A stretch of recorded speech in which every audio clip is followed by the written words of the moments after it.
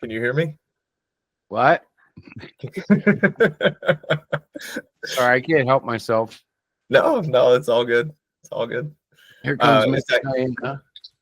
Is Diana joining us as well? Or Hi. Oh, there you are. Perfect. I had to actually get a chair for me to sit on in his office. I trust you've looked at his questions. I did. Yeah. Oh, good. I didn't think she would have. No, I already read through them. Yeah. I'm not gonna lie. I sent them to Chris, so I was like, I have a nagging suspicion this isn't gonna get back to Diana that these were sent at all. So no, I'm happy that you saw them. Yeah. No. Totally. So yeah, no. Today's a little different for us, because we kind of want to do two things with this interview. One is help you with your marketing. You needed a little bit of a soundbite, so to speak. Yep. And for me, I'm interviewing two people, which is really, really neat. So I'm gonna just lead off with the first question. If you guys just want to introduce yourselves briefly, and then maybe explain your relationship, both personal and work relationship. Okay. You want me to go first? Yeah. Oh my God. Okay. My name is Diana, and I am married to Christopher, who is the creator of everything Hero Shack. And I don't know, I kind of read through the questions, but basically I am the editor for Christopher as well as his wife. And that says a lot. We'll get more into that later. Go ahead. Oh, I'm Christopher. I'm married to her. I did not create the Cardinal, which is something that's unique about this because it's kind of a neat That's true. dimension of this interview. But yeah, I basically write and draw and color and do everything. Basically do everything, yeah. She tries to get rid of the typos and any screw ups in my stories. Yep. But yeah, that's we've been doing it since what? I think 2017 or 18, 19. 2019. So this is hard because I already know I know you guys and what you're talking about, but what is it that you create, Chris? Comic books. Comic books. Straight up comic books. I mean, Diana likes to call them graphic novels at times. Mm-hmm. To me, that is comic books. I come directly from the 80s when that just meant the book was more graphic than the comic code would allow. Mm-hmm. Now it's encompassing everything, If you put together a collection of Dog Boy or Dogman comics, it becomes a graphic novel. I'm like, no, it's still just comics, It's and now it's about the thickness of the binding, It's yeah. Which the Cardinal, Darkness Dies, is going to be quite thick. I'm trying to keep it under 150 pages. Okay. Why don't you tell me? Oh, there's two. Okay, so there's two things that you've mentioned here. I'm gonna jump to the first one, and then we'll circle back to the Cardinal. I'm terrible about that. The first one is it's all good. You mentioned Hero Shack. What is Hero Shack? Just for people who don't know. So Hero Shack, when I started getting back into the idea of making anything pop culture related, because initially I wanted to do cartoons, I was trying to think of a way to express that, and I always thought Radio Shack was a great way to express everything radio was in Radio Shack, so I thought Hero Shack. And my wife at that point wasn't taking me as seriously as she does now, and she agreed to it. So that name stuck. I don't know if it's a name I would have kept otherwise, but now that it's here, it's become really associated with my brand. So, okay. Well, and I'm going to jump in. Originally, it was just Hero Shack. Then he said Hero Shack Comics. Mm-hmm. Then I said, well, eventually I'm going to put some books out, and it's not going to be a comic book. So why don't we call it Hero Shack Press? Mm-hmm. Which sort of led into this, like, oh, so you're a publishing company. People have contacted us. Well, no, we're really not. But well, that's when we can help you out if you need help. We start telling them how to self-publish. Right. And part of self-publishing is kind of having the illusion that you have a publisher, even though you are the publisher. Right. You're the everything. Right. I mean, you don't lie to people, but if you put Hero Shack Press on your comics and you don't tell them that you are Hero Shack Press unless they ask, for all they know, you've got a company called Hero Shack Press printing your ideas. And honestly, that is kind of, I think, a dream of ours has always been able to maybe reach out to up and coming creators who don't know how to navigate the tech part of it or even to go about it. And we would love to be able to expand to other creators. So when we changed the name to Hero Shack Press, when we made it an LLC, our plan was to eventually get to having other creators come under the Hero Shack Press umbrella and put their books through us. We haven't gotten there yet. It's a long process. We have to get a lawyer involved. We have to get contracts set up. And we kind of knew that, but we're just not there yet. And it also depends on how you expand. Mm-hmm. If Eric comes to us with a new character and he wants to publish it, and for whatever reason he doesn't want to do it himself, then we could do that. But I've also really looked forward to the day when the titles become popular enough that I have to hire other people to create the concept. For instance, the Cardinal, I don't know, I guess I'm feeling good about the Cardinal today. We could go back to that half a dozen times with just what's in here based on what's been done and create miniseries or even do a long-term series. And yet I'm only one guy and I have Cyclopian on hold right now. So I'm like, wow, like this is where knowing a bunch of talent that we could afford and bringing them all in, and boom, you have a line of comics. But that withstanding, bringing in other ideas would be cool too. Right. But I always try to lead people into self-publishing. Even the kids, we have a comic book club involving 3rd and 4th graders, and we're trying to teach them how to self-publish. Nice. As crazy as that sounds, but that's the future. No, and that's good too, because that's something like I hate to say that I have like a complaint group, but you have your close friends that you tell certain truths to. And one of the things that we've talked about lately is just like the education system and how there's a lot of stuff that I had to learn that frankly is just completely not practical for me. Like I didn't go into astrophysics or anything. Right. And there's other stuff that I really would have appreciated if they could have explained. Like learning how to write a check. Yeah, how to write a check, how to do your taxes. A lot of those functional life skills is missing in today's education. Exactly. And so, no, something like comic books, or even it doesn't have to be a comic book. If you understand the general principle behind self-publishing, it's like the platform might switch, but you get what you're doing. Right. And that could be a source of income. That could be a source of creativity for people. No, I think that's awesome that you're doing that.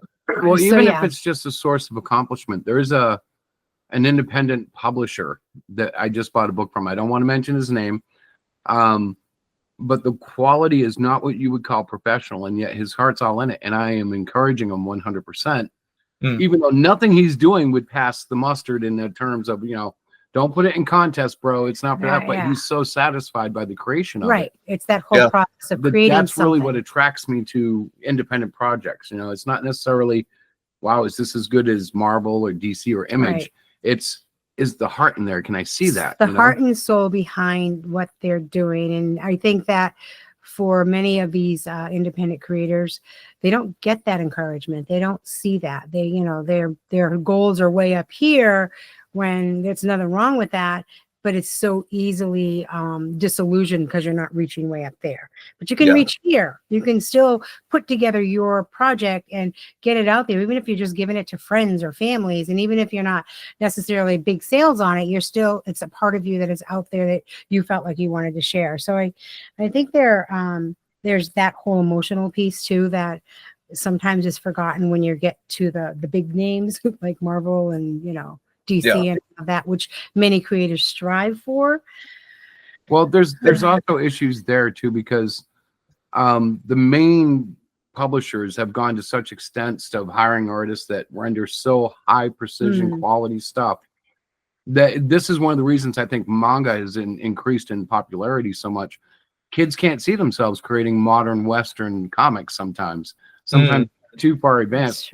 But they look at a black and white manga and they're like, I can do that, and they pull out their pencil on their little, tablets or whatever. No, just the notebooks that they're never using, but they use them for artwork then, and they're doing all the manga stuff. Because I've had kids tell me how to draw it's just the chins and then big eyes. You just do it like this, Mr. T, and I'm like, oh, of course. Why would you know how to draw when you could, the Western style when that's all you're consuming, because it's something they can relate to.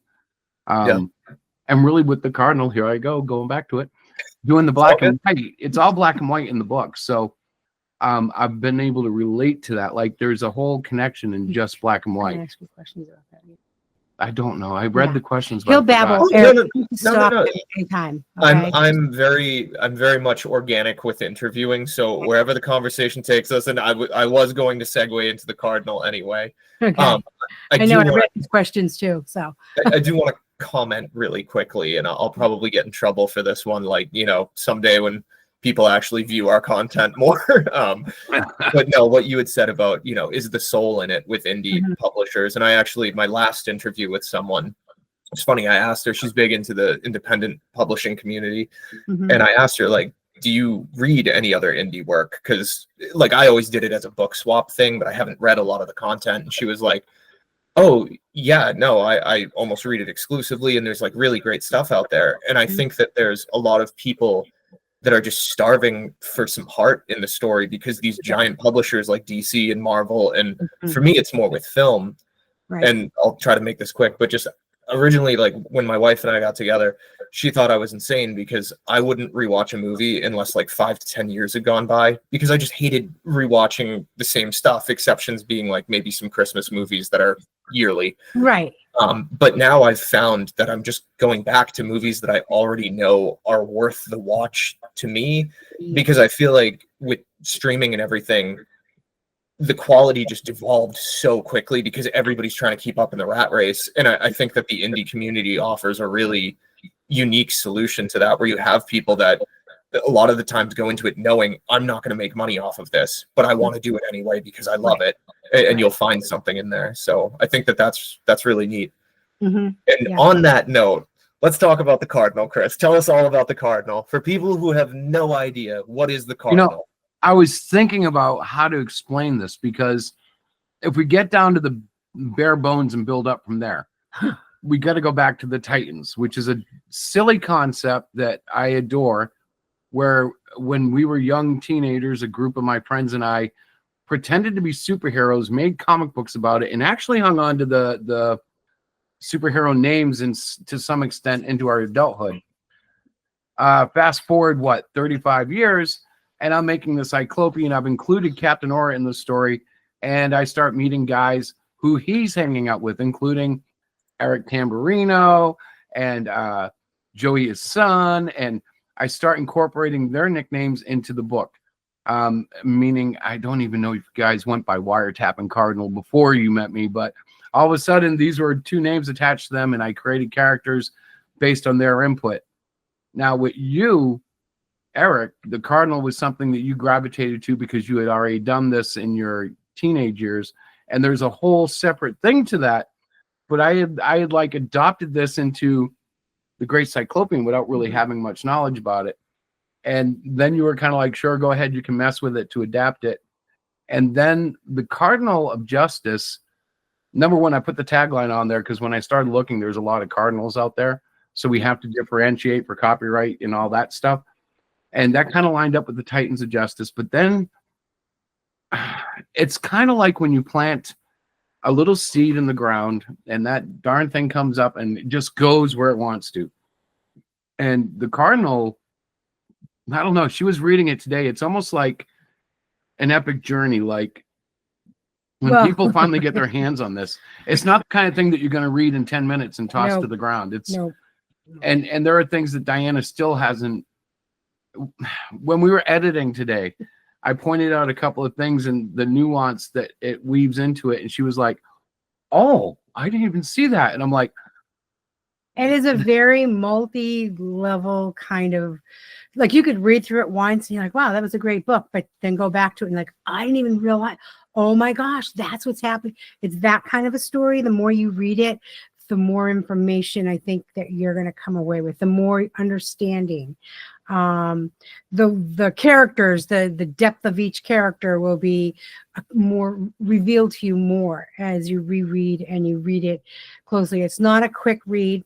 The way Chris writes is very, very like leveled and, you know, deep. And so, well, the thing about it is when I'm writing, my style, which I don't know if we're getting into that today or not, but my style is different than a writer in that I'm not as structured. So in my initial plot sequence, I go, okay, I have point A and point B that I want to get to, and then however I get there, I try to figure out what the story is telling me. So while this has been created, as you know, adjustments have been made. There was one point where I was really trying to incorporate the original story that you wrote, and I went way outside the boundaries of that. So that's how Michael Burns became a character in the story. And I can't wait till you read it. You're going, I don't know how you're going to respond, but like one thing I've noticed, and it's evident in this graphic novel, is I like to take the readers right up to the edge of the cliff. I like to have them hanging off by a fingernail and then yanking their butts right out of despair and into, you know, that's kind of my style. And that happens through so much of the Cardinal over and over because it's a generational cycle. The character himself starts in the 14th century, but it's passed on to the firstborn of each Cardinal until the 20th century. And then things get kind of screwed up, a lot like has happened with mankind. I mean, without a doubt, to me, the 20th century, other than the birth of Christ himself, has been the most consequential century of all mankind. Like, you know, we've done more to the planet technologically, we've advanced further. And we're not close to God, but when I say that we're closer to God than we've ever been in terms of power, probably, you know, like I can talk to a guy who's, you know, speaking a foreign language, you know, all the way across the world and have a translator AI bot in between fixing it as we're going. And where are we going with this? Just that things have changed a lot. The 20th century is where the Cardinals the storyline gets all twisted. But it still holds the main storyline. It's just that it's like almost like not the new and improved Cardinal, but there is definitely a very big change in the 20th century version of the Cardinal. And there is a parallel to the fact that they come to America. And I love America. This is not an anti-American story, but it does expose the change of generational thought. The influx of almost too much freedom affecting the family line and how they perceived the powers of the Cardinal, and how at one point they actually reject the powers of the Cardinal. Ultimately leading into what happens to Neo at the end, which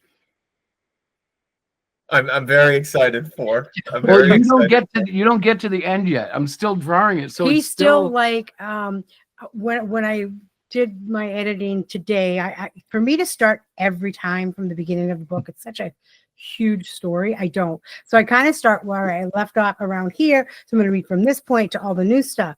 And the new stuff, I was like, holy cow, I can't believe oh wow, okay, I see this happening. And there's a couple of there's some stuff in there that I think there's zingers in there that I think you're going to go, what?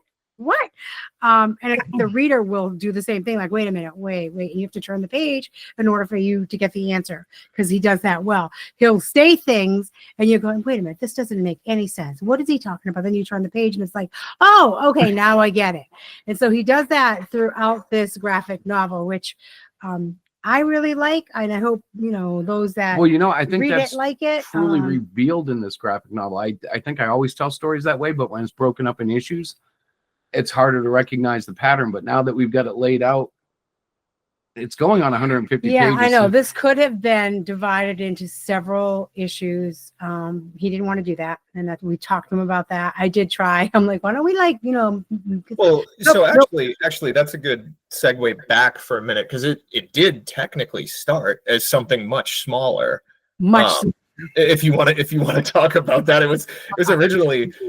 So just for the audience that, because they're all listening right now. No. Yeah. But for the audience, obviously, we all know each other. Right. And it was my character that Chris is adapting to the Hero Shack universe. Right.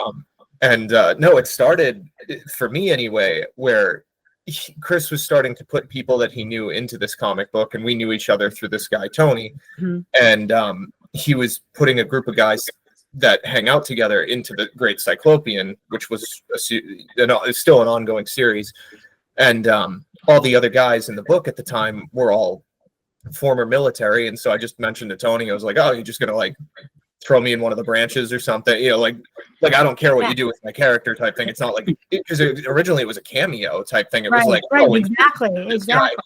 Yeah. And so anyway, he said, like, oh, didn't you have a superhero that you had drawn when you were a kid or something? And I said, oh yeah. So I like dug out some pages and sent them to him, who sent them to Chris. And then it started as this very small, what you were talking about, when you plant a seed and it's very tiny. But it started. It got watered a lot. Yeah, Chris asked me, you know, would you mind if I fleshed out this character a little and made him a back issue in black and white in the Right. Cyclopian? So you'd read the Cyclopian, and then at the end of it, thered be a smaller comic book that had this guy's story, and it would be broken into 4 parts. So obviously I was like, yeah, do it. They're like, sure, I'm not gonna stop you. This sounds awesome. And then I got a call one day that said it grew. It got a little bigger. Yeah, I'm like, can I just kind of do a story? I'm going to splinter off from the Great Cyclopian. But I wanted to do that because I knew I wanted to take the Cardinal into some very mature areas. And I didn't want to have that in the backup of the Cyclopian anymore, because I have targeted that at younger kids. I think when we get through this story arc with the Cyclopian, though, I have to gear it up a little bit, because the kids love the cute one-eyed guy, but everybody else is like, what? So I really have to exploit some of the monster side of him. Yeah. And I'm not saying like the Incredible Hulk or anything, but something. For the Cardinal, I think, like you said, it did start out as this quick little cameo. Hey, this is a great character. Let's just put him in the back. And he was introduced and whatnot. And then Christopher decides to go, wow, this is a really cool character. I could do some stuff with that. I'm just going to play around with him. That famous last words. I'm going to play around with this a little bit. Next thing I know, we're at 50 pages. And I'm like, okay, so where's this going? You know, and then he asked you, and you said, yeah, sure. He goes, all right, well, this is back in September. We're coming up, you know, almost a year. The thing is, the story, and I don't know, writers may or may not relate to this, but the story kept telling me, no, you got to tell this before you can tell that. You know, if you want this to make any sense. And so like the whole puzzle starts coming together, and all of a sudden you're like, oh, it's not a 500-piece puzzle, it's a 5,000-piece puzzle. And then as you're getting close to 5,000, you're like, but the way you create, oh, there's a little more than 5,000 there. Like your creative process, from what I've talked to other comic book creators and other people who are creators off camera, they don't do what you do. No, I know. Most people work off a script very similar to a movie. Yeah. And I do not. I basically shoot the scene. I call it the Marvel way without 2 guys. He's very visual. So Stanley used to go to Jack Kirby and say, yo, I want a story about the Fantastic Four and Galactus coming down to Earth, and I don't know, something happens, they fight, and Galactus leaves. So Jack would go home and he'd write out a 24-page pictorial, more detailed. Then it would go back to Stan, and Stan would script it. And I kind of feel that's the way I kind of do it. I have the idea, I start drawing it, and then they start telling me what they said. And then I write that in. But there's no secondary guy there. So it kind of makes it even more flexible, because if I'm drawing it and I can tell it's going to suck, and oftentimes you draw before you write. Like he'll have a whole always, thing. yeah. I'm like, oh, what's this scene about? Famous words. Well, I'm not sure yet, but this is what I. So that must be great as an editor. Like, well, what do you mean you don't know? I kind of have a vague idea, and then he'll start spouting off stuff, but there's nothing on paper I could read. He's like, I'm like, oh, I don't know where it came from and where it's going, because he's just spouting off in the middle of his art drawing thing. And I just say, okay, well, I'll read it on Sunday. Yep, it's Sunday. You'll read it on Sunday. And so that's very different, because a lot of creators have sort of like a format. Well, like a these are movie the script is characters, very and this is what detailed. they're It going to basically do. lines it out. They for know you. the beginning and the end of the story, vaguely how the story is going to unfold, but he doesn't. He doesn't really know that. No, I know the end and I know the beginning. It's a lot of the details in between.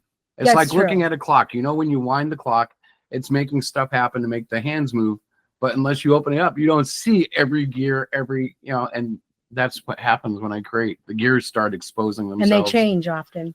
No, Sometimes I just they didn't know need they were more there. oil. I just didn't know they were there. And then they change and they go back, and then they, it's Well, crazy. like with Michael, Michael Byrne, who is turns out to be the father of Neo. By the way, He actually takes on a sub code name, if you will. He starts calling himself Wildcard, because he doesn't want to get tied to the Cardinal lore as much as possible, because he's actually trying to hide from the big baddie while still being a vigilante. It's kind of like a double swing. And yeah, so that was thrown in. That didn't know that was happening until I read it. but that also represents kind of like the American way. You know, like we had a whole bunch of Europeans move over here, and then yeah, we're incredibly creative and industrial and did all this stuff, but we changed everything to be ours. You know, like the American ideas are basically born on, you know, our roots, which all come from other places. So for a guy to come here as the Cardinal, you know, he would be like, no, I can do better. I want to be wild card. And you'll see when you look at the proof, the costume is different while still being Cardinal influenced. And the key happens when Neo finally comes to fruition and the return to tradition, and that all becomes meaningful as well. But you haven't I'm getting written ahead that of part. myself. You haven't written I that know. yet. Yes, it's. I have not seen whatever he's talking about yet. I'm looking at him going, what? Okay. Well, right. when you, we might as well tell the people in the crowd or whatever, Sure. audience, when I sent you the proof this morning, what you'll find is the last, I think, 10 or 12 pages are the same sketch page over and over and over again. And it's because I set a limit. I'm trying to finish it in this amount of pages. That's 150, by the way. And that's why I'm a little concerned, because I'm getting close to the end and I'm like, getting close to that one. You know, I can't nerf Tony again. I can't just do a quick little appearance. He wants to blow. It was funny. Tony mentioned, you know, he's like, oh, I think it's going to be 100 pages. And as soon as you broke like 101, I was like, where is he in the story? And you sent me the proof. And I was like, Tony, this is going to be pushing 200. And he's like, no, like 125 at most. And then broke 125, hitting 150, give or take. One of the blessings, though, is we print in America and we print in black and white. So we're not expecting any tariff increases, and black and white is cheap. Whereas the Cyclopian books are only 24 pages.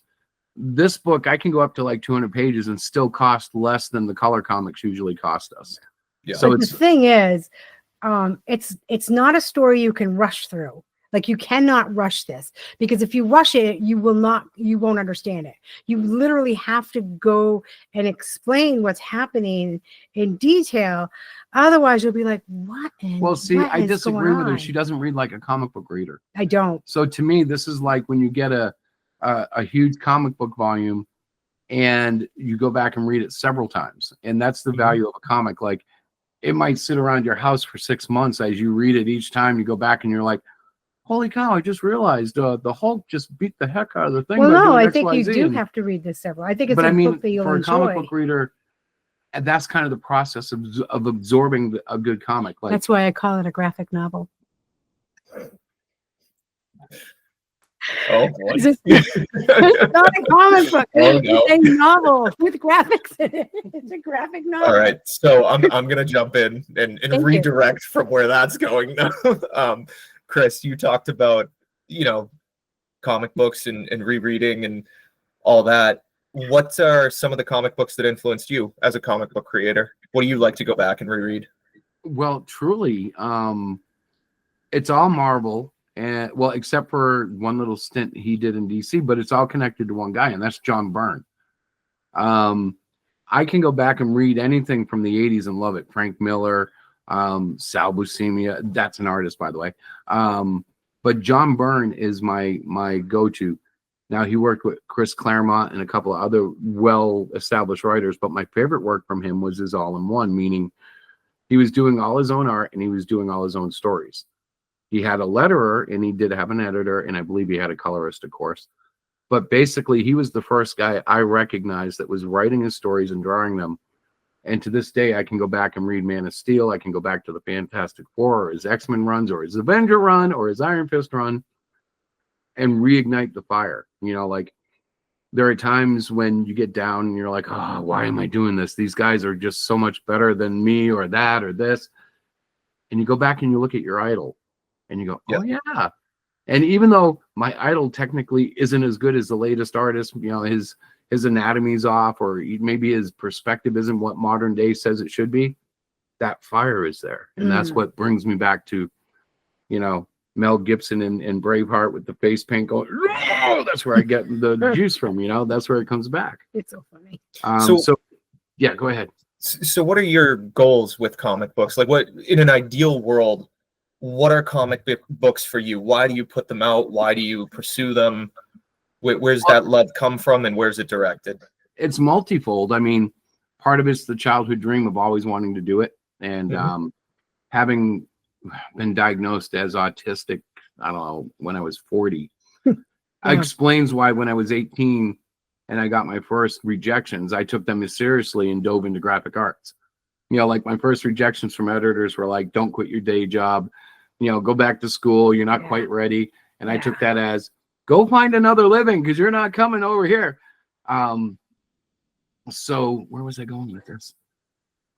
You were talking about what motivated you to create a comic book. So, or what motivates? Like, why do you want to make comic books? After like basically? 15 years in graphic arts, and then another 15 years in IT, I started getting really hungry to express myself. Now, I had done that through music at one point, done it through some writing, but the comic book thing was always something that I had. And your art too. You always drew. That's what I'm getting to. Was always something that I had in me. Like, even when I wasn't drawing, I was still like picking up a napkin and we'd go out for dinner and he'd be drawing something on the napkin and here I made this. We're like, oh, thank you. Or the waitress is like gushing over some stupid doodle, but it was always that. And then I remember, I don't know, like a year or two before I actually started doing it, I tried to do something about Christmas with my wife.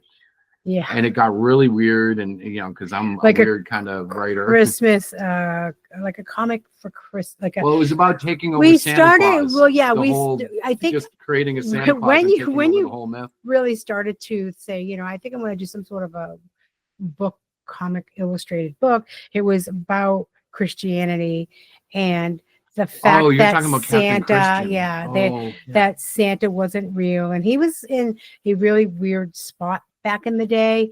And so we started to sort of flush out. We also had Zoe the Zombie going on. He started with just some different ideas. And, in the beginning he was like, oh my gosh, the amount of characters he was creating on a daily basis, we couldn't keep up with. And his kids, who were all teens at that point, they're like, Dad, you need to slow down. What do you mean?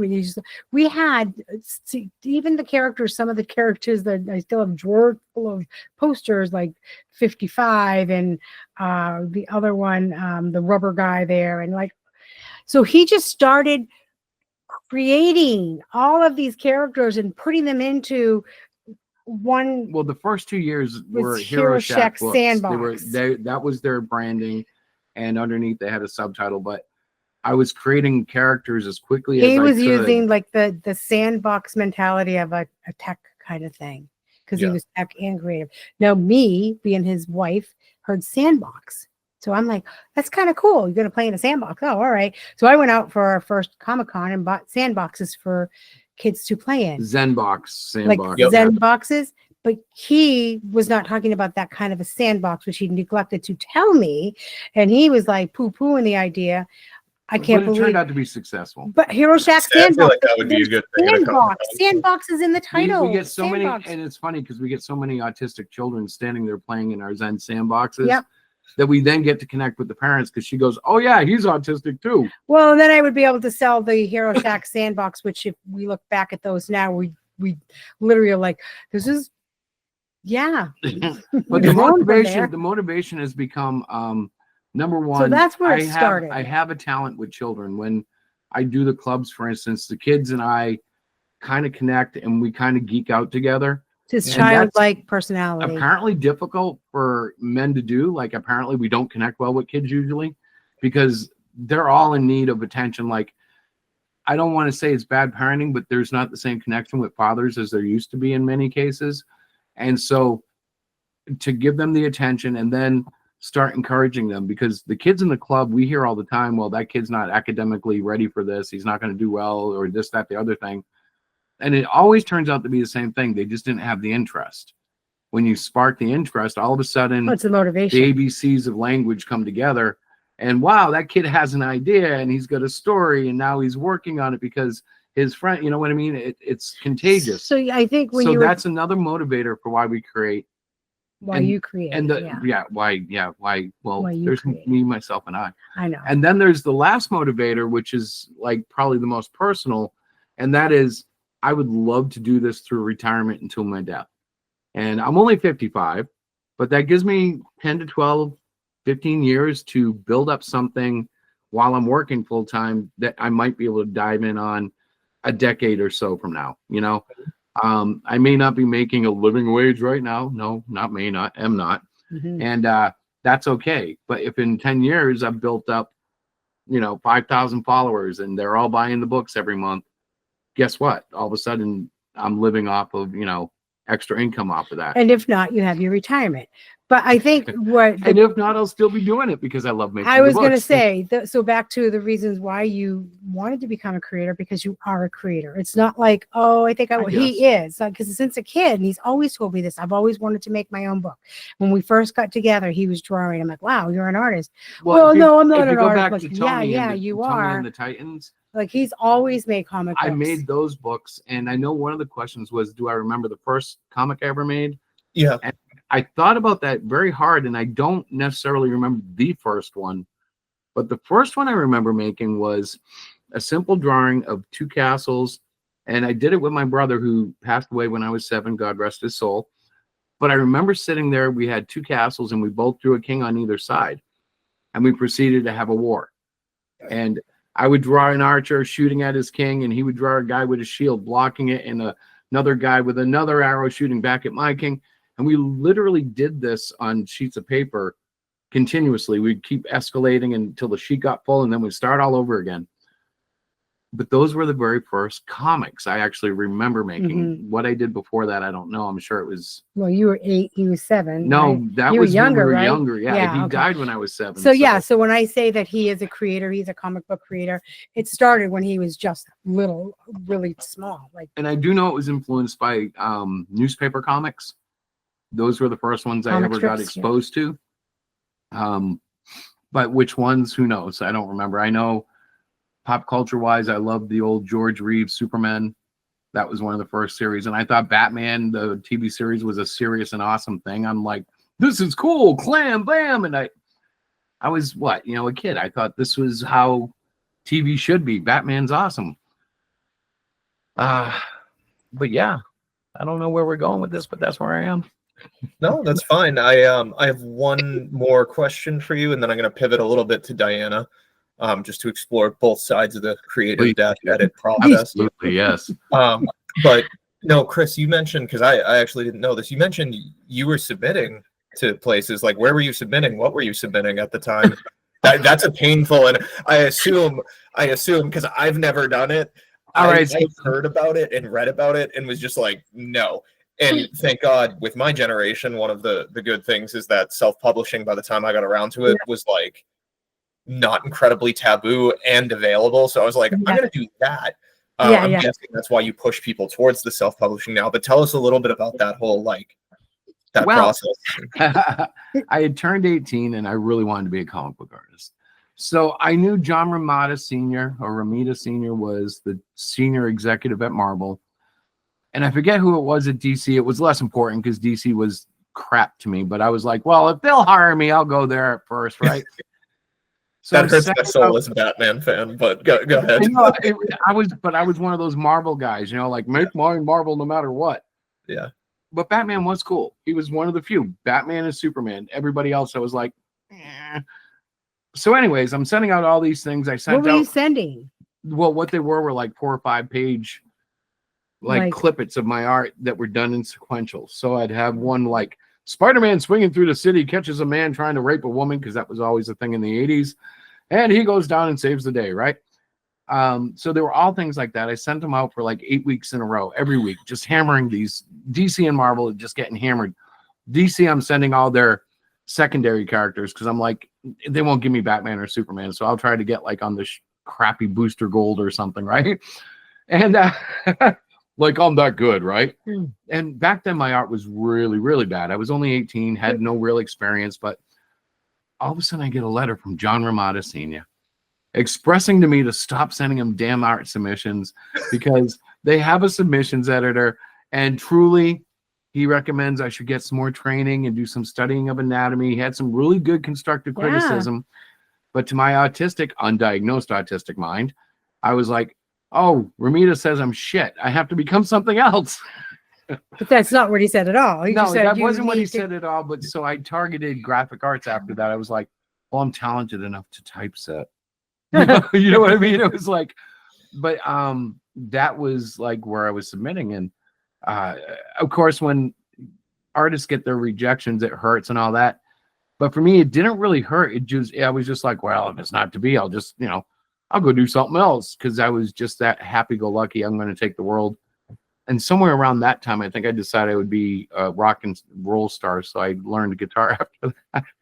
Well, and that's one of the things too, is that like through his life, he, would catch on to something like, okay, I want to learn how to guitar. I want to play guitar, lead guitar. So he gets a guitar and he just starts teaching himself, and he works at it and he works at it. And Chris is actually a really good guitarist. He's rusty now, but give him a couple of weeks at a lead guitar, he is really, really good. But that just goes to show you the dedication that he has. And that is part of that autism piece. Like he latches onto something, he perseveres, and he learned. He was in a band for a while, and he was making music, and he was doing that. And then that kind of explains the Cardinal, because if you look at our publishing history, I did the Hero Shack stuff, then I did Last of the Reapers, which was a graphic he went novel. off. Then I did Cyclopian for a while, then I did Trolls Exposed. No, then I did Cluster Fudge, then I did Cyclopian some more, then I did Trolls Exposed, then Cyclopian some more, and now the Cardinal. And then I'm going back to Cyclopian. And after that, who knows where we're going, brother? You know what I mean? But it's like, I always interrupt the series, because if I was just doing Cyclopian straight through, I'd probably be on, issue 15 by now. Well, it's kind of whatever you're very passionate about in that moment, and you latch onto it, and it just goes from there. But it's about commitment too, because once I get through that, I'm like, okay, I got to finish the storyline of the Cyclopean. Very strong commitment. Very good. No, but it can be good, and I know this is going to sound really self-serving, but it can be good to change it up, to take a break sometimes. So I can see how that benefits you. It's good what you just said, that you circle back to those things that you've started, though, to be like, look, I got to finish this, because that's usually where people jump ship. And that's really the challenge for Chris, is to be able to pull away from it, because he gets so involved in it. And I'm in the background, you should really take a break. You should really take a break, you go back and you see it again. And like, he hears it, but he doesn't always act on it. But when he does act on it, he will come back and say, that was good. It was good to just walk away for a day and then come back, and I really need to get this done. So putting those little breaks in the big term projects, though, going back to the Cyclopean has been like a grounding feature, right? Because if you look at the other stuff, I try to write adult content, and it's never really all that adultish. This one is much better, because the tone of the story gets into more adult situations. Not adult that themes, adult. I actually talk about like real life struggles and family politics and things of that nature in it. Things that are, or at least that's what I feel like I'm projecting, things that a normal kid book wouldn't touch, because it's just not, I think that's a struggle that a lot of writers go through. And I was talking to, I think it was the second interview that I had, an old family friend, and we were both kind of bemoaning this point about, like, when you start writing, a lot of the times it's oriented towards kids, where you want to create some type of story, like something that very much influenced you when you were a kid, and you want to give somebody else that experience and inspire them in the way that you were inspired, or something like that. And then as you get older, you start wanting to transition into other things that you've gone through, or other things that you see around you that you think you might be able to influence. And it's like, how do I bridge that gap without scarring anyone? Right. Even that's what I'm missing. That's what I'm missing. Okay. How do you do that? Because the thing I found that I'm missing, like, okay, when you get through the final, well, not the final, but the proof I just sent, sure, the zingers in there might send you for real loops. But that's an Asperger's autistic thing for me. I don't have the boundaries. So when I write and it seems like I've turned the contrast up to a 10, it's literally because I don't have that filter that you guys have, where you go, oh, maybe that's going a little bit too far. Let me erase that and change that. Me, I'm like, Diana, here's the bulldozer. And guess what? It's on fire. And then it's all or nothing. Absolutely not doing that. Absolutely. That is not ever coming out. No, we're not going that down there. But my most creative ideas are also the most politically incorrect. Oh, yeah. Things that I can't ever put out in public. No. If he was on his own somewhere and nobody was looking at his work, okay. And people, but no, I will always keep a cap on that because I know that would never fly. Nothing like that is happening in the Cardinal. Yep. This is a perfect transition. Diana, tell us about the editing process. Oh my Lord. Okay, like the editing process. You can be wide open. I'm open to it myself. I want to hear about this. So first off, let me just state for the record that I had never read a comic book in my entire life until I met Christopher. And it wasn't until he started creating comics that I needed to read them because he's notorious for like typos and sentence structure. It sometimes doesn't come out. Okay, storytelling and writing are two completely different things, and grammar is also exactly. And so I'm sort of playing the role for all of that as far as the editing is concerned at this point in time. So I need to interrupt me. I just want to say one thing. Part of our editing style has been to read the comic aloud while I'm listening. And that's unique. Most editors don't even have that opportunity. No, most editors do not have the creator over their shoulder, breathing down their neck, going, yeah, so what about that one? Okay, what are you doing? Wait, what are you changing? Stop right now. I'm not even kidding you. Like, I cannot make any editorial changes unless he's there watching me and I have to explain my reasoning why I'm making that change, because you can't say this. You cannot say it like that. Nobody's going to understand it. And so that's different for me. On a rare occasion, though, I say, and then read the next panel before you change it. And she goes, oh, okay. Yeah. But sometimes the way his dialogue comes out, it's very different. But before we even get to that, like I said, I had never really read comic. I didn't know how to read a comic. Didn't know how to read a comic. I'm like, where do you start? Like, so he had to teach me how to read a comic first before I could begin the editing process. So which I learned, and I now know how to read a comic, thankfully. But it's also helped him as the creator because he's got a very novice comic book person reading, which we want everybody to be able to pick up a comic and read it. And so by me reading it out loud, he can hear the language and he knows if I'm going to the right panel, the right word bubble, because sometimes I was like, I don't know where to go from here, and you got one up there, and how do I read that? The narration box, do you read that first? So that was a huge learning curve. So that was fun. And like I said, having him there all the time, it's not like he sends me the PDF and I'm in my office quietly reading it and making editorial changes, which most editors, that's how they do their job. I don't have that. And he's my husband.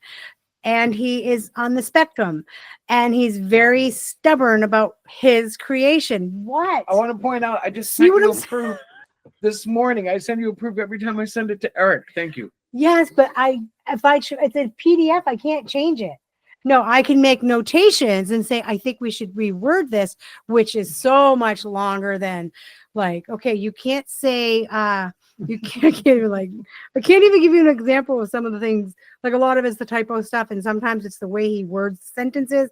Well, this morning there was a prime example. I gave her a phrase that had two different verbs that either one could have worked, but neither one worked together. Yeah, it was like I should. When she, when he, or it was something stupid. When was, but I put both verbs in there right next to each other, and she's like, what am I supposed to do with this? What do you want me to do? What are you trying to say? Because it makes no sense. And then so he had to have me reread it out loud again. And I said, so which one do you want? I'd like should. Okay, now I would have picked the other one, but I have to learn to fight the battles that are more meaningful. Like, no, you cannot have this person do that to this person because that is just way out. You can't do that. You can do this, but you can't go that way. And so a lot of the editing it's very unusual editing because I'm working with an unusual creator who is my husband, which makes it even more challenging because we have to live in the same household. And he wants me to be truthful, and I am truthful, but there are some things that I don't really say to him because it would it's too much trouble for me. So I have been honestly thinking about getting another person on board for the editing process that's a non-family member who could maybe help us, because it really is hard for me to say, maybe you don't need to put all that in there, or maybe this is too wordy, or maybe this is, but when I try to tell him that, well, it has to stay.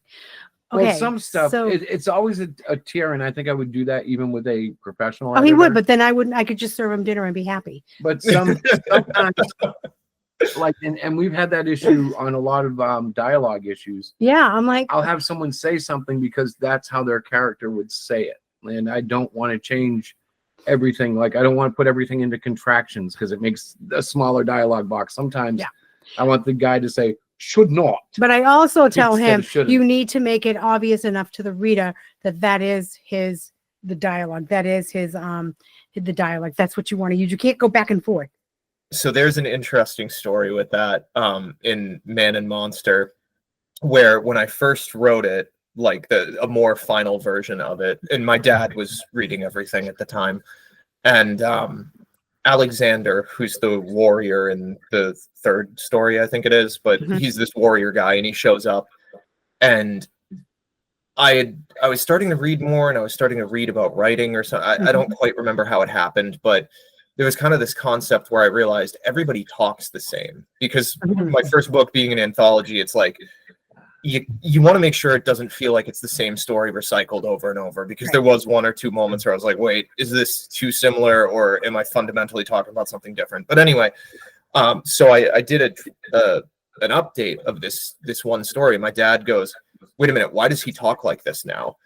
And it was like switching from contractions or whatever. And he's like, why does he talk like this now? He sounds stupid. And I'm like, because he's a warrior, not a politician. And that's part of the story, is that one guy is a warrior and one guy's a politician. Yeah, and you it's have to differentiate. talk the same. He has to, like, he should sound less educated. And, you know, my dad conceded the point after that, but it was funny because he even caught it. He's like, why did you change his? And it's very difficult. And I don't envy you, Chris, because the way that you're, like, with a comic book, it's very, that's all the language that there is. You can't, like, disguise it in all the descriptive areas. All the descriptions that you do, exactly, as a writer, you know. So yeah, so the editing process is very unique. It's very different. And, you know, I try to do my best with it. I'm sure another editor with a lot more experience could come along and do a better job. I mean, I'm okay to say that, but I know that the books that I've edited, nobody has come back and said, this is the worst story and who's your editor and they should be fired. Nobody has said that yet. So I think I'm doing okay with it. I would hope people would say you need to get maybe a different editor or something. So I just keep plugging along, and I do read and I do listen to other editors. I try to learn more about it. I never went to school for it. I mean, I have my degree in English and, you know, in creative writing, and I do my own writing, but, you know, editing is a whole different skill. So that, what you just said, you do your own writing. What kind of writing do you do, and how has this influenced that? You said you never read comic books prior to Chris. Have you found that the editing process has influenced your writing, or just the comic books in general, like reading that kind of a story and something presented that way? Has that changed you, influenced you? I don't know if it's influenced me in my own way of writing. Typically, I love to write poetry. I've always been a poet at heart. I still am a poet at heart. Love writing all kinds of different poems. And I've been leaning more towards young girls as far as who my market is going to be. So the book that I'm working on right now is Whatever Happened to Ingrid, is still progressing. I'm on chapter 3 now. So the difference for me from looking at, you know, comic books and reading them to writing is I'm more mindful of making sure that my words tell a picture so that you can visualize that character. So I'm more mindful of that because I don't have pictures. You don't have pictures in the books that I'm writing. I don't draw. It's just a regular, you know, a regular novel. So I'm more mindful of making sure that when I'm describing something, I'm not using 1,000 words, but it's very concise and it paints the best picture possible.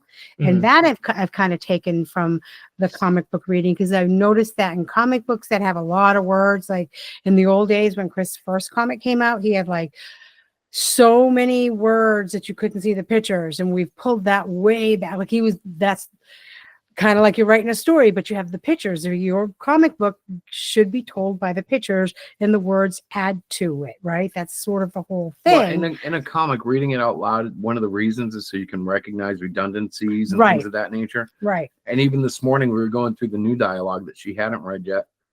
And there were still things like, yep, yank that, take that. Yeah, we don't need that. You don't need to say that again. It's already been But you seen in the don't really picture. know that reading it. You only know it because you've heard it, and it's the dialogue in sequence, and you Right. go, why did I just say Jeep 3 times in 4 panels? Get Right. rid of You 2 don't of those. need, you don't need that. So for me, I've adopted the style when I'm reading whatever I've written, whether it's a poem or working on my novel, I read it out loud.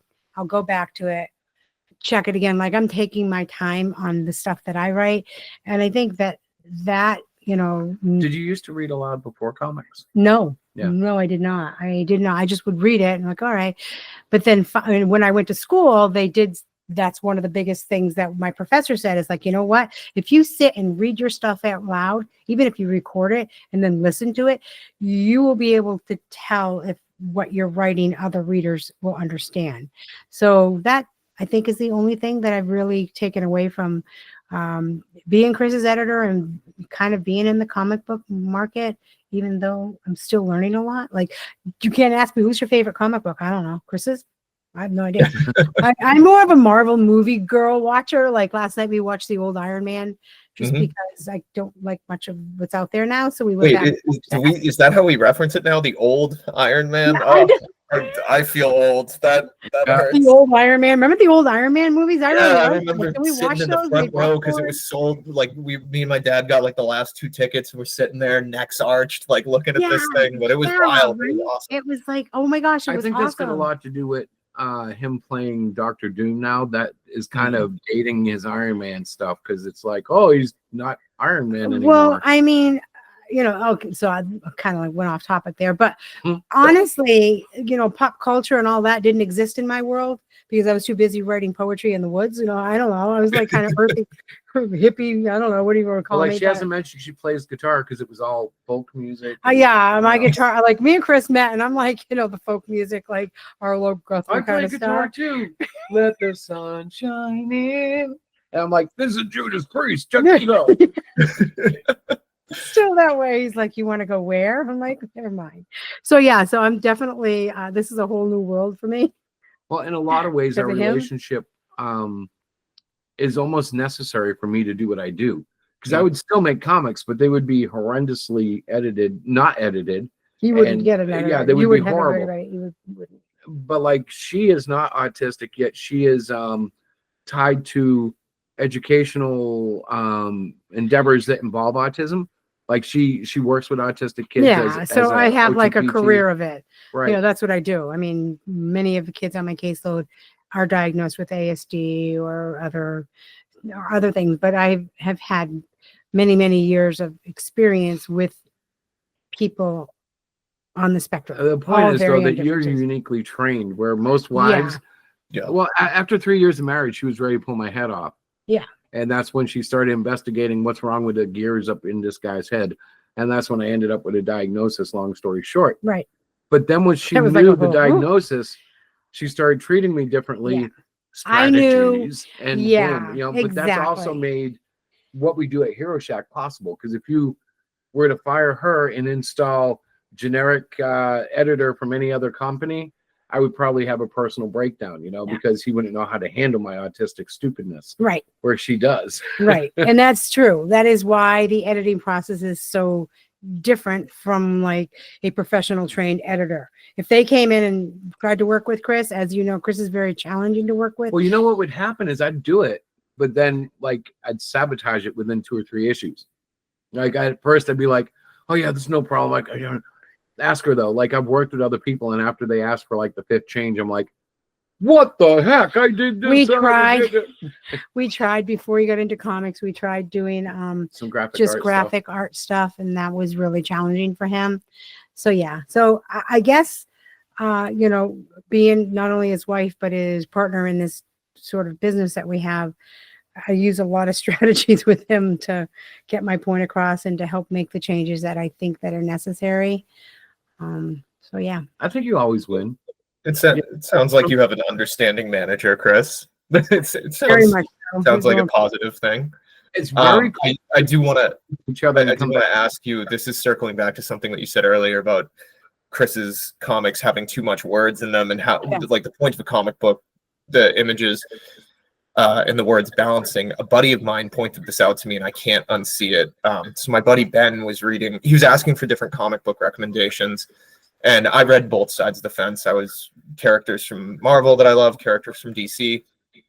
And he was reading through, you know, a handful of different things. And then he texted me one day and he goes, dude, DC's pacing is so much better as far as they use less words and more image. Marvel, there's so much like exposition writing and whatnot. Yeah. And I was reading, I think, Punisher at the time or something. And like once he pointed that out, it was like, oh my gosh, I can't read this. This is so annoying. like seeing just the word count difference between a Batman comic and an X-Men or a you know, whatever. So no, that is a huge thing. It's huge. And in the beginning, the sandbox, which you can't even get anymore, that was the case. Well, the thing is word walls. That's what they call them in comics. And every comic writer runs into a point where they have to put in clumps of words, but then it's, you know, have you streamlined that down as much as you can, and then has your letterer broken it up appropriately, so it's sprinkled instead of like here's this one big box, box of narration. So there's ways to handle it, but yeah, it's definitely a problem. Marvel definitely has a bigger issue with it than anybody else I've seen. Marvel, I've seen like 4 paragraphs in a word balloon as someone's lecturing someone else, and I was like, no way. This was back probably 10 years ago, but I saw it and I was like, enough. I'm not reading a book for a reason. No. So actually in that vein, do you guys have any advice for, you know, young kids who are trying to work on this, to hone this skill, or maybe someone a little bit older who wants to get their feet wet in the self-publishing side of things, you know? Any advice for comic creation, or we'll say management, editing, anything like that? Well, to start, we tell the kids we work with now, experiment and don't be afraid.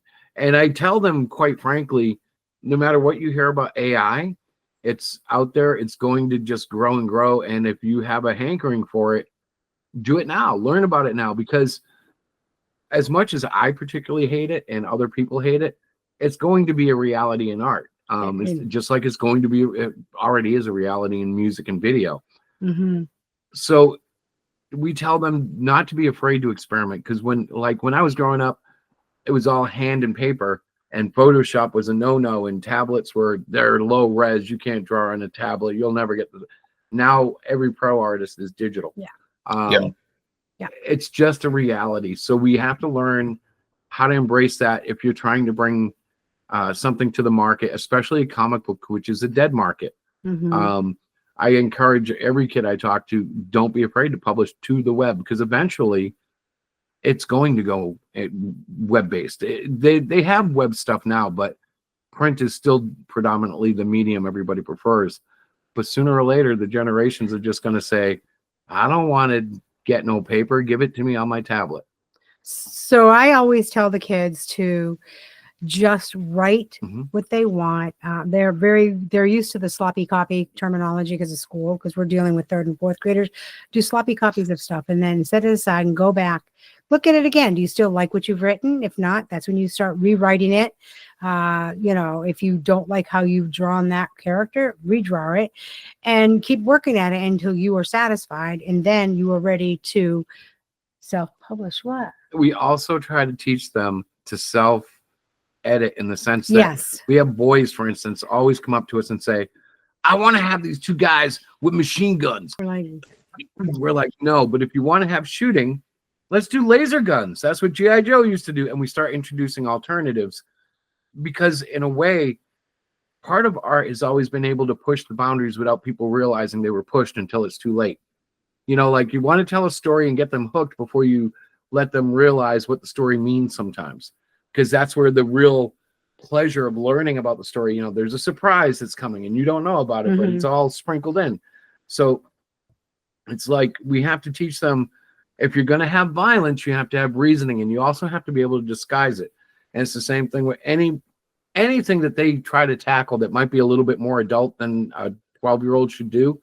I always encourage them to figure out a way to write it the same way that we used to do in the 80s and 90s. Well, not we, but the critics used to do. How do you hide that? Okay, so you want to have a gunfight. You can't have guns in school. How are you going to do it? Squirt guns, laser guns, you know, come up with something. Thunderbolts from the hands, you know, you got to come up with something else. And they do. Sometimes they do something stupid, which we've always seen. Okay, there'll be robots. Okay, you're free to go then. Yeah, let's do it.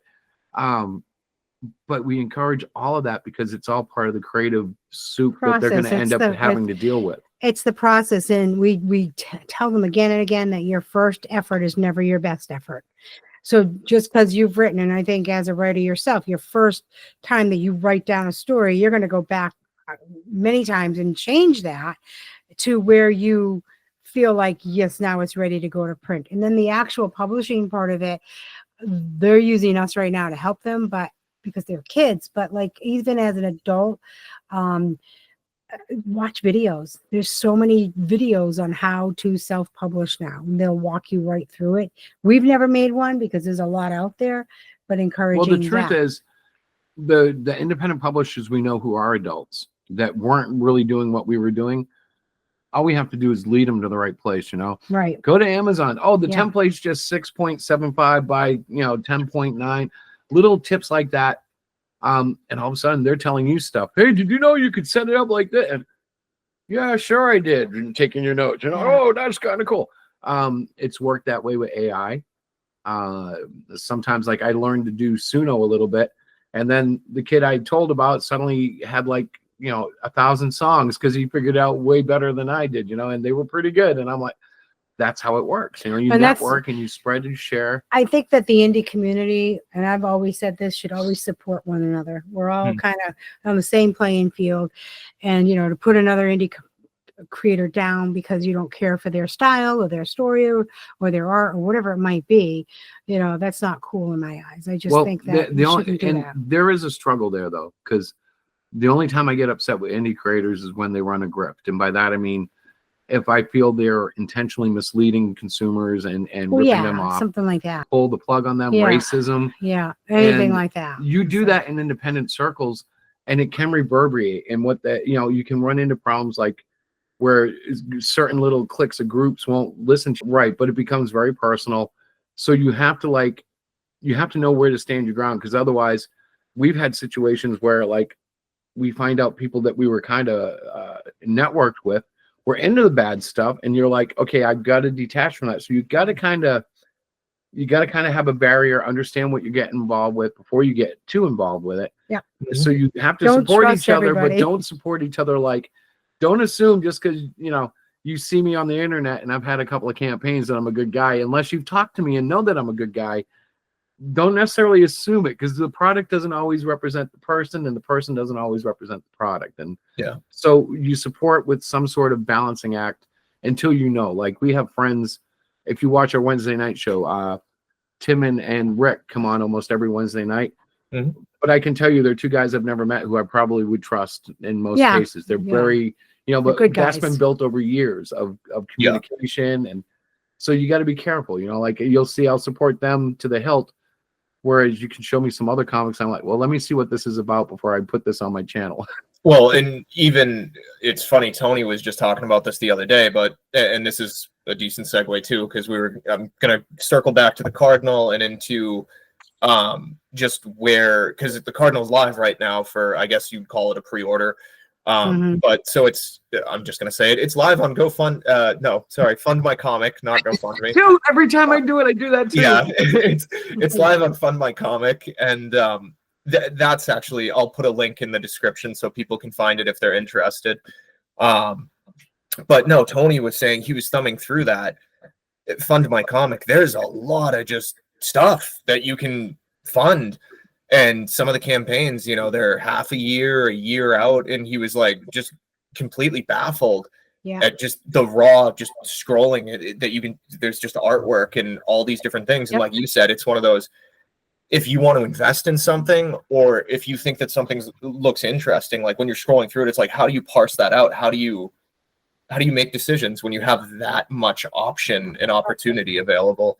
So I think that's good. And I think that it's good for you guys, like you had said, and again, for the audience, you guys are on your YouTube channel. I'll put a link to that too. Every Wednesday, there's a lot of content. There's a lot of transparency there. You know, people can really get to know you and understand what your goals are, what your comics are about, you know, and how you view the world. So I think that's really great too. I think the regular show has been important for the sake of connecting, transparency, but it's also good for me as a creator, because then I feel like I'm trying at least to stay in touch with people who might be interested, even if it's a slow show and you only get like, you know, 2 views the whole show while you're live. You're there so that if somebody has come across your product and wants to say, hey, I really didn't love, you know, you're there to get the feedback. I find a lot of the guys who I've watched online aren't really connected to their audience. They're connected to their YouTube audiences, but they're not connected to their comic book audiences. And so we really haven't focused on growing that YouTube audience. Right. It's more or less like a service for us and our customers to connect, you know, like growth on YouTube requires what? Drama. It requires suspension. It requires better production. And we're not about that. I'm going to throw on my iMac, sit here and go, so everybody, what do you think? Have you backed the book? Let's talk. You know, that's my approach. It's, I would love to do more, but you know as well, the more time you put into video, the less time you're putting into creating your art. You know, it's like, and we're not a drama stream. We're not. We're not gonna. You know, every once in a while, I talk about a little bit of drama, and I never can stay focused on it. I'll give you 3 minutes of that guy's such a, and then before you know it, we're talking about Star Trek or something, because I just. And I'm texting him like, stop. Yeah. This is not a drama stream. Stop. So yeah, I don't like drama. Now you'll only see me get drama if I think it's morally, you know, needed. Yeah. And sometimes I do overestimate my own, you know, perception. I'm like, oh, I must stand up. But if I'm doing it, it's because I feel emotional and I have to, you know. True. And that's the worst I get. I don't do anything crazy. I get on Wednesday nights, like you said, and connect. That's it. Sometimes connecting isn't as you know, it's not all Disney. No, I joke with this channel that it's like, you know, when you're fielding out for people to come on, like, oh, you know, come on, chat with me, like I'll interview you. It's like, I think I have 18 subscribers. I'm like, you're not gonna get anything out of it, like sales out of this. But if you want it, like I'm happy to have you on and talk about it, because hopefully someday, you know, A, there's a backlog for people to watch, but B, hopefully someday you can connect indie readers. Right. And actually, I wasn't gonna talk about this, but no, the whole thing, I had fantasized for a while about having some kind of just interview thing, and it came from an idea years ago, around when I had first put out Where Man and Monster Meet, because for any independent, you know, self-published, you produce something and then you're like, okay, it's done. And then you put it on Amazon and you think the algorithm's going to pick it up because it's new, and it doesn't. Like nothing happens. Your friends, your family buy it, and then it dies like almost immediately. And I was listening to this entrepreneur guy. His name's Gary Vaynerchuk. You can look him up. But very, very intelligent guy and very good at business. And one of the things that he said one time was, host the party that you wish you had been invited to. And I thought that was really cool, because like I landed a few interviews, you guys included. You guys happily interviewed me, and I always loved that, like that end of it. Like, oh, if I could just reach another audience, if I could just reach another audience, maybe something would stick.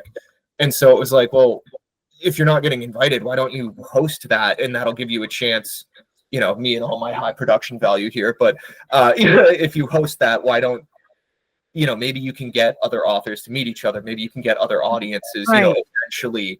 Because if you have 20 followers and you have 20 followers and you have 20 followers, and you say, hey, I just did this interview, why don't you go watch that? And then you know, they click on one of the other videos, maybe you can get that overlap.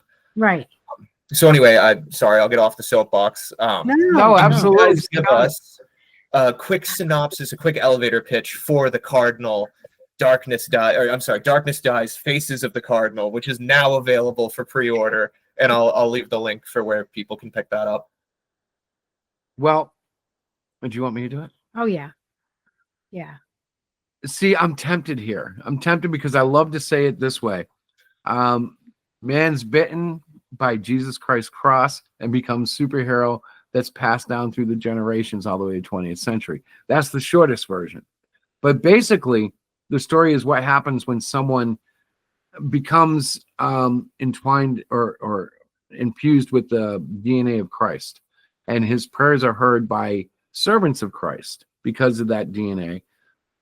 That ability is passed down through his family, through the generations, fighting for justice, empowered by these three angels that are answering the prayers. And it all culminates into the modern Cardinal. Now, see, this is tough because I can't finish it yet because I can't tell you what happens yet. But that's the only problem with the way we launched this, because I'm not going to finish the book in probably until the middle of May. Yep. And that's when I can give you solid elevator pitch. But like right now, I'm like, oh, I can't, especially because it's you. That's a weakness of the interview. Because I kind of want to feed off of your reactions as you go into the next level and see where it goes. Like, but that was a good elevator I did a pitch. horrible elevator pitch. Let me ask a follow-up question to this: is who's a good audience for this? Because we talked about it being a little more mature, and I know just because of you and my conversations, it's one of those. There's a lot of Catholic symbolism and elements, but it's not like, oh, if you're not Catholic, it's going to be very offensive towards you, or B, it's not going to be a Bible beating. Like what? Who's a good audience for this? The audience is going to be basically young adult, meaning 18 up. Not young adult. Well, that mature. To me is young adult. I'm 55, but yes, mature. But mature, it's not. Audience. But it's definitely not mature because of graphic, gratuitous sex. That's something I always want to separate from, because in comics that's a major thing. Yeah, you think mature and you're going to see. Like we got a book that we were told was mature, and the whole thing was literally a guy wagging his dog around, and it's like, okay, I thought this was going to have content, not dirty drawings. Right. No, it's mature, it's in depth. One thing I would like it to be that it's not enough of is deepness into each character, because we're covering hundreds of years. We do touch on it, and you do get something in common with them, but it's not like a series of novels. It's one full thing with a bunch of stories in it. I think that the targeted audience would be people that like fantasy, that enjoy books that have a religious theme but are not necessarily religious or gonna like change your mindset. Well, they're not evangelical. They're not evangelical at all. A little bit of sci-fi stuff going on, fantasy, sci-fi. That's kind of, and it's mature. So I think that you're looking at the 18 plus reader. A 16-year-old could read it, I suppose, but we're not really. If we were at a convention and you were 16 standing there with your dad and you wanted it, I would say, Pops, there's a couple of language spots and there's some graphic violence, which is common in comic books. Yeah. Here's the page. What do you think? Right. And but it would be okay. But it's not for like an elementary. But I think if you like fantasy fiction, sci-fi with like some religious overtone, and it's kind of like the way, what was that one Tom Hanks movie with the all the secret stuff? They ran around Rome trying to get the secrets. Da Vinci Code. Thank you. It kind of has that vibe in the sense of religion, where you knew religion was there, but it wasn't like he was sitting there going, you must turn to Jesus to solve the riddle. No, he didn't do that. Yeah. He was going through stuff. And in the same way, the Cardinal, while influenced by his religion, which is Catholicism, for instance, one of the scenes, the angels express that they know he's Catholic, but they're not Catholic himself. So they send him themselves. So they send him off to do a confession with a priest, because that's the Catholic religion. You go to your priest. So it's like there's incidences where the religion is definitely front and focus, but it's not like I said, it's not an evangelical. If you're reading this and you need to find Christ, please turn to page 242 for information. It's not that kind of thing. Right. But I think if you were to look at like where would it go on a bookshelf, it would definitely be fantasy, sci-fi. You keep saying sci-fi. I think fantasy would be better. Well, I don't know. I like the sci-fi stuff too because what he does with, at the end. So just for clarity, that's not the twist that I'm waiting for at the end. As you flip to the end of the book, and it's like, if you're not ready to convert, ... if this hasn't done it for you. No. The ending is the Cardinal converts the greatest baddie of all, and they go to church together at the end. No. Nothing like that. What I read today, I can't wait for you to get a chance to read it. I just was like, oh my god. Well, I'm kind of nervous. You haven't read it in quite a few versions because we went like 3 weeks without a reading. Yeah. And before that, I think it had been a couple of versions before I sent you one. So like I'm like, okay, if I wake up tomorrow morning and Eric's like, you're dead, I'll know that like I've got to do some adjusting. No, but I think it's fine. It's just, the creative process. You send out your idea to somebody and you're like, okay, I know that even though this guy is really nice, I'm nervous. Like it's that kind of thing. Yeah, but still, he needs to be honest with you because that's what absolutely friends do. Yes. Also, the other thing that kills it is time. Because as soon as you hit that button, you wait 4 minutes, 5 minutes. It's like, no, I'm just busy sometimes, but no, I'm very excited. I tell him that, by the way. But I do tell him. You're very fortunate because I'm in one of those veins where I'm actually doing the writing of the script. Mm-hmm. So I don't even remember what time I sent it. I'm not like waiting on bated breath. Thank goodness. I'm already thinking, boy, that proof is probably a little old. I've got another if he 2 does pages start, written, because he does do this. If he does start, I say, listen, he is a husband. He has a little beautiful daughter. He reminds me of full life. time. Yes. He has other things in life than to read your manuscript. Okay. Yep. It's kind that he just does that. Now she hasn't had to do that for you. No, but she's done that in other situations where like I'll be like, God, I ordered that pizza 30 minutes ago and it's not here. Honey, that was Domino's back in the 90s. Now pizzas sometimes come 40, 45 minutes. Yeah, so I just have to. Yeah, she reminds me all the time of the limitations. When he starts bellyache, stop your bellyache. And people have lives. They're not like you. They don't spend 24/7 with their head down drawing. I do. I tell him that all the time. I kid around that I know the top of his head better than his face. That is something, you talked about other creators and stuff. That is probably one of the biggest things. You got to dedicate to the gig. If you're going to do it, takes a lot of time. And we do tell the kids that. We tell everybody, like, if you're serious about it, you need to like just dedicate a lot of time. And I tell them go home and keep working. Yeah. And they're like, what? Yeah. Don't only work on your comic on comic day. You go 6 other days there. You know that he comes home from work, he takes a quick break, and then he draws. Right? You know that he doesn't stop drawing. Like this is what, been about an hour. This is the longest time he's not drawn on a Sunday because he's busy talking. Otherwise, he's going to be done. He's going to. Oh yeah, as soon as we go, right. He's going right back down into a draw. All he does is draw. Well, I think the proof that you have, you'll get to meet Candle. Yes, Candle is a new character that's been introduced to perpetuate the story a little further. You'll see why when you meet him, but okay. No, I'm very excited for it. Yeah, you need to. Good.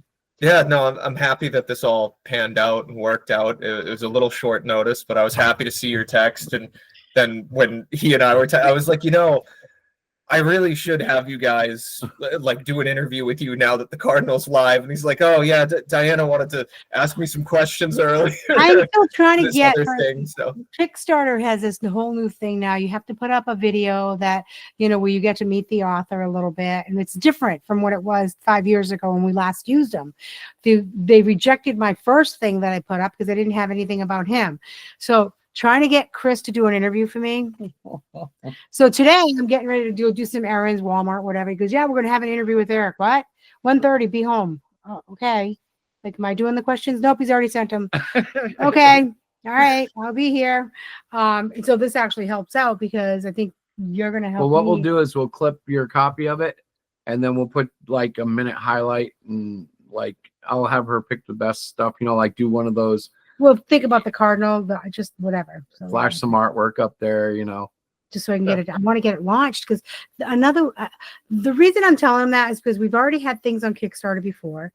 We haven't done it in a while, but it's another whole audience. So if it can get picked up at Kickstarter, we may get some new candidates. Like we have somebody that was out, I think, in Washington that bought a PDF from us, and we don't know anybody in Washington. Well, So so that's marketing good. wise, I'm making a lot of waves on X Trying and to.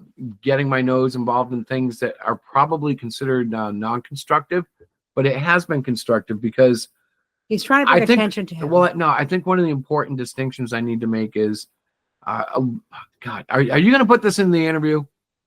I can It's take up to you, out, but I'm going to say possibly. this. I'm going to say this out loud, and it may not belong in the interview, but I think it does. Some creators grew up wanting to create superhero comics, and some creators grew up wanting to make supervillain comics, and it's very telling of their own personal outlook on life. And so, like, I do view it a lot like when I make a comic, my point is to end it on an upswing so that person has a positive experience in their life.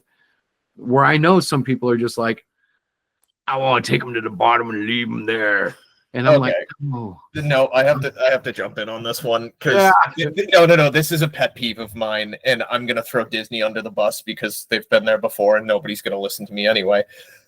When Disney ran out of material and circled back and said, "Well, let's just do all the same stories from the villain's perspective," and I'm like, and then all the villains are just misunderstood; they're not bad people, and you're like, so what was the point? It completely undermines the original story, and similarly. With comic books, I feel like Watchmen was kind of brilliant. It was the first of its kind. Maybe I'm wrong. Someone can correct me that it wasn't. But like Alan Moore just did these weird philosophical things. It was like The Matrix. It was just something entirely different. Yep. And then everybody saw it and went, whoa, superheroes with a struggling moral compass and violence and sex? Yeah, let's do that. Let's completely ground them in reality, even though they break the laws of physics and everything else. Like, right. And then you get all of these like subpar just iterations of this that it's like, I have respect for Watchmen because it was doing its own thing. And it was there's a bunch of other series that came off of that, like The Boys. Yep. Everybody's like, dude, if you watch The Boys, you have to watch The Boys. And I'm just like, it just doesn't do anything for me. Right. I looked at the trailer. I think I watched the first episode, and I was like, yeah, no, this is just. They already saw it done. And we struggled through the first 2 seasons. Well, and even what you were saying about, just where people are coming from and stuff. And it's like some people wanted to make superhero comics, and some people either want to just be successful in the industry or they want to push a line. Right. And I'm a firm believer in stories, in good stories. Yeah. Yeah. If you're a supervillain in creativity, I can't help it. I kind of go, well, I'm the freaking Batman of creativity. Let's go. When you write a story, you want somebody to either experience something or to feel something or to uplift them or to give them knowledge or to do. I think the takeaway from the conversation is that people shouldn't watch The Boys. People should fund this comic and then pitch it to Netflix so that we can have a better TV series. Yes. I think Amazon's the one who has The Boys, but yeah. I'm down with that. Sounds good. No, that is the. I feel like that's my dream is the thing. Sorry. Yeah.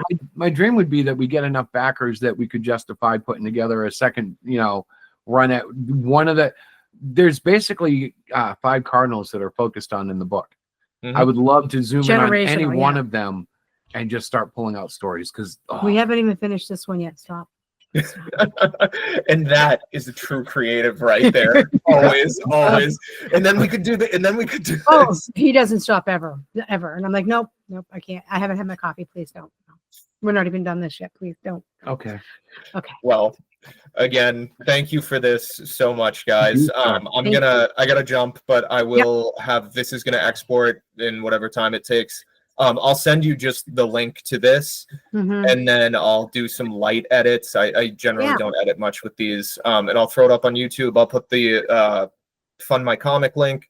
I'll put a link to Hero Shack, and I feel like there was something else that I said earlier that I'm drawing a blank. I think you said the YouTube channel too, but you don't have to do that because everything. No, the YouTube channel. Yeah. This goes right back to it. But thank you so much for having us. Yes, sir. No problem. Thank you for joining.